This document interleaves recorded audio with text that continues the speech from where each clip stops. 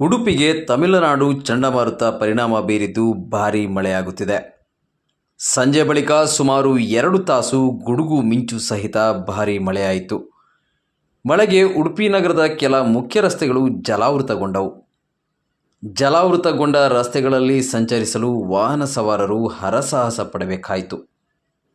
ಸಿಡಿಲು ಮಿಂಚು ಸಹಿತ ಗಾಳಿ ಮಳೆಗೆ ಹಲವೆಡೆ ವಿದ್ಯುತ್ ವ್ಯತ್ಯಯ ಉಂಟಾಗಿದೆ.